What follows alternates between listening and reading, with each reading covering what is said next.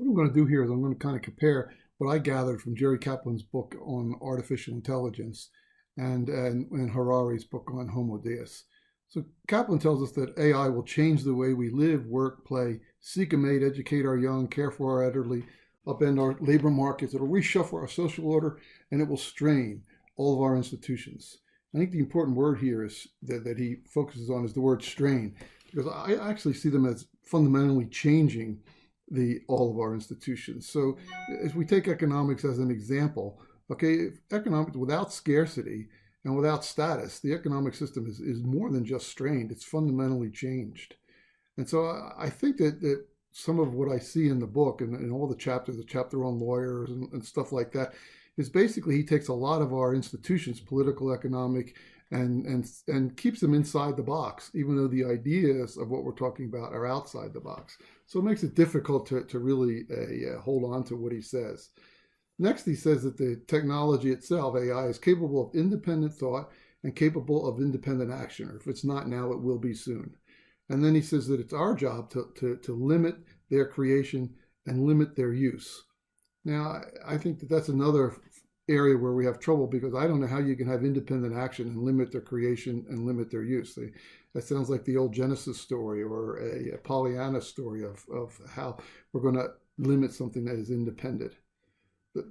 One of the final point I like to make with regards to Kaplan is, he talks about feelings, and he says that that's the big separator between the consciousness and man, or if you will, and the AI.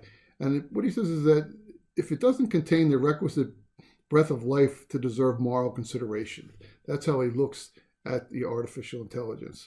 So basically what he's saying is that unless you have feelings, that you don't deserve moral consideration. So intelligent beings don't deserve moral consideration is kind of what I extract from what he said.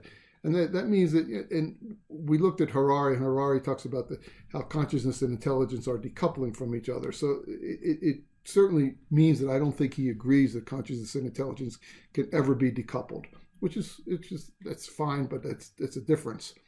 Now, Harari, on the other hand, when he looks at Sapiens futures, Harari says that, at least my reading of Harari, says that there's basically two that he looks at. One is this consciousness with technology assist, or the cyborg type of solution. And the other is decoupled intelligence, which is intelligence all on its own.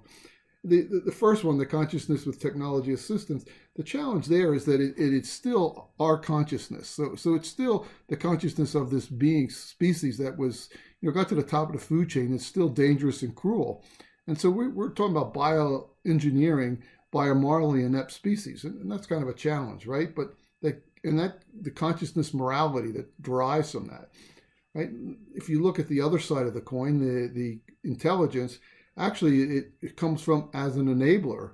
So it wasn't from dangerous and cruel, it just comes as an enabler.